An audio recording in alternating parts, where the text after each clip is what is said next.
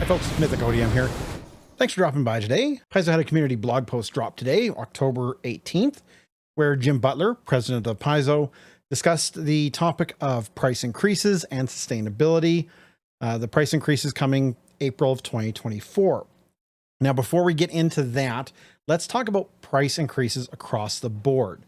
So first and foremost, no one likes to pay more for things. But with the cost of everything going up from fuel, groceries, wood, which is, a pulp product turns into paper, housing, all this stuff, pricing is going to have to creep up as it goes. Inflation is just a thing. Now, some companies are taking absolute advantage of it with the supply chain crunches and other cost increases, and others are just doing it to stay afloat and make sure that they're still viable. When people start bitching about it, I understand the frustration, but the whole sentiment of, well, I guess I'm not buying your products ever again is kind of just absurd. Now, I get why people are asking why the price of PDFs are going up. Everyone thinks they're just digital, so why should that be affected? And that is because servers have hosting costs, they have maintenance costs, they have data storage costs, they have so many things that are along with it. I kind of highly doubt that Paizo has its own server farm sitting in its headquarters. It is probably shipped out, likely something like Amazon Web Services or another company such as that. And their prices are going up, and therefore they pass those prices along to other companies such as Paizo. Paizo then in turn has to increase their prices as well. Servers or server services are not cheap and not immune to rising costs. Computers, especially servers and server farms, are very expensive. There's electricity costs, there's specific costs to them. They have to pay licensing every year, etc. So there are a ton of extra costs on top of it. It's not like you have it running on your home PC and you just fire off a PDF every once in a while to people. That's not the way it works. At some point, the prices have to get pushed over to the customer. And that's just inevitable. That's the way everything works. Does it suck? Yes, absolutely. Does it mean you're going to have to spend more? Absolutely. But does it mean that the cost is so now prohibitive to play that you can no longer afford to? That's going to depend on your circumstances. Now, I would never tell anyone to, avoid buying avocado toast to save money. I would just tell you not to buy avocado toast because avocado is absolutely disgusting. Kind of like putting pineapple on pizza. But prices are rising for all sorts of games, not just RPGs, but board games, CCGs, minis, all that stuff. Everything is increasing, and that's just going to keep becoming a factor. What you have to look at is you have to budget, and can you afford it? And if not, are there alternatives? For a company like Paizo, yes, Archives of Nethys is free. All of Paizo's stuff is online for free. So do you have to buy books?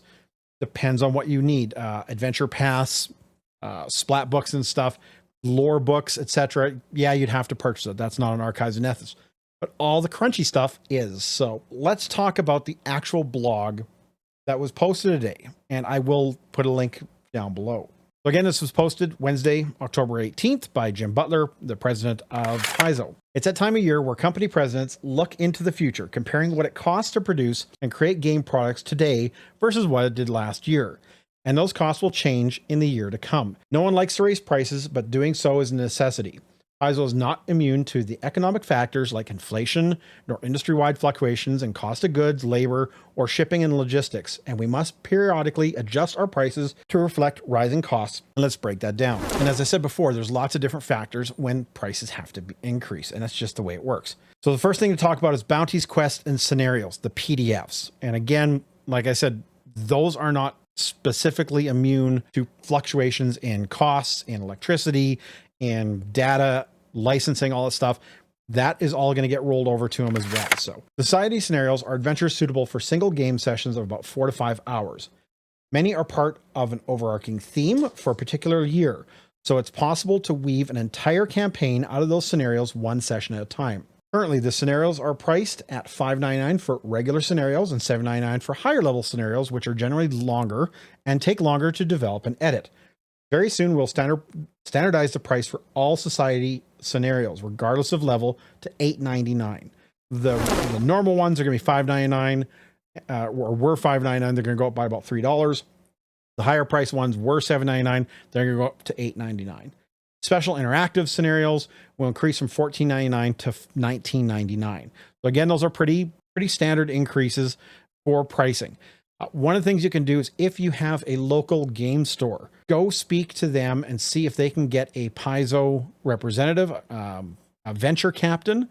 Venture captains, I believe, normally get these scenarios at no cost, and they can disseminate it to other judges to run it and stuff. So if you are looking for getting some Pathfinder together, and you can become your own venture captain as well, you can go talk to your local game store and see if you can actually organize some play as well.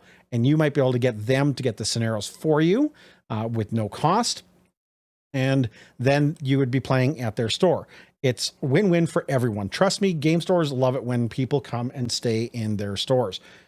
I absolutely loved having RPG days, D&D days, Paizo days, Starfinder, all that sort of stuff. Absolutely loved running TTRPGs in my store. So you should be able to find a local game store, hopefully near you, that would like to do the same thing. Other price changes. So says price changes will be increasing prices on accessories, soft covers, and hardcover books. The amount of the increases will vary depending on products, but here are some examples. So flip mats are going to go up by $3. Flip mat multi-packs are going to go up by $5. The 96-page adventure paths are going to go up by about $3. Pocket editions will have a range of $26.99 to $34.99, depending on page count, which makes sense. Hardcover prices will vary in price, again, based on page count.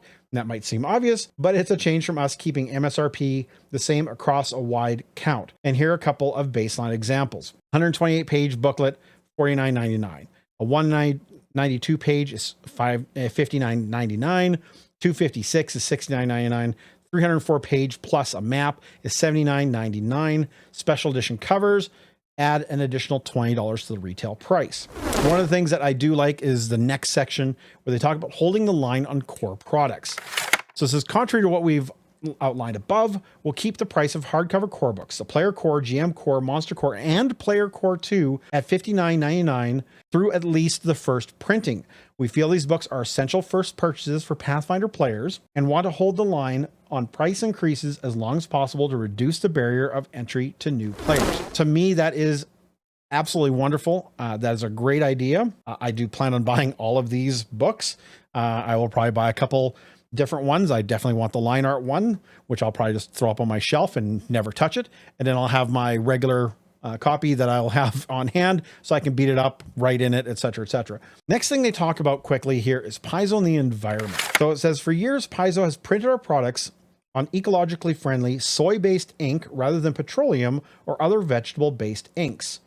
Soy ink results in richer and more vibrant colors that require less ink on every page. We'll definitely keep soy inks in Paizo products, but I wanted you to know about it since it's not something we've made a big deal about or discussed in the past. So that is really interesting. I honestly never thought of ink. How many people think of the ink you're using in your inkjet printers or in pens and stuff?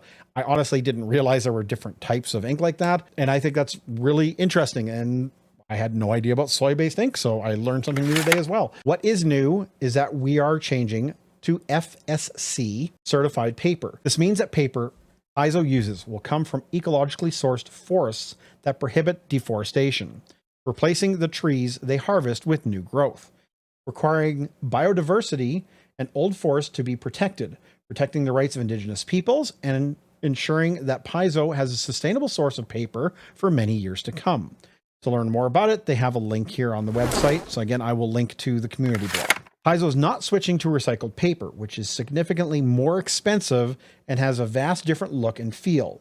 FSC paper is a mix of new and recycled paper, and you won't be able to tell the difference between the new products and the old ones without looking for the FSC label. We're making changes in shipping supplies as well. We've switched to using starch peanuts and air pockets in more shipments. We're also phasing out the use of foam packaging corners for cardboard ones, and have switched all consumer box packaging from Uline to Alliance packaging to use an average of 50% recycled paper on their boxes. Your products will continue to be shipped as safely and securely as we can make them. only with more thought put into the environment and the social impacts of what we do. And yeah, so that is it for the blog. I, again, really have no issue with the price increases. That's just inevitable. I mean, our friends and I in our LARP group, every Wednesday we go for wings night. Before COVID, it was 30 cents a wing, 25 cents a wing, and now it's 50 cents a wing. That is just an inevitable cost increase. Do I hate it? Yes. Does it mean I watch where I spend my money more carefully? Absolutely.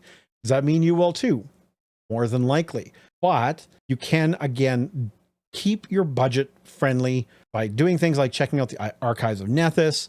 Path Builder stays up to date with rules changes for characters and stuff. So there are lots of options that remove several barriers to entry for Pathfinder. And I think that is just wonderful. The sustainability, again, I never even had a clue about soy products being used for ink. Never had a clue. And I honestly didn't know really the difference in the types of paper and stuff. So that's great to see that they are taking that into consideration. It's, again, one of the reasons why I will be a bigger proponent for Paizo and Pathfinder 2E. And I will be doing that a lot more going forward, especially when the new books come out. I will be releasing a lot more content detailing a lot of the changes in Paizo, going over new rules, new classes, etc. So look for that on November 15th. Well, that's it for now. Let me know in the comments below what you think about the price increases. What do you think about the sustainability options? Will you still be purchasing as much products as you were before? As well, let me know in the comments why you agree that pineapple is the absolute worst thing and should never ever be placed on a pizza. If you're interested in more comment from me, please remember to like and subscribe, make a comment down below, and even hit that bell for notifications on new videos. In the meantime, and in between time, thank you so much for watching, and may all your games be full of myth, mirth, and magic.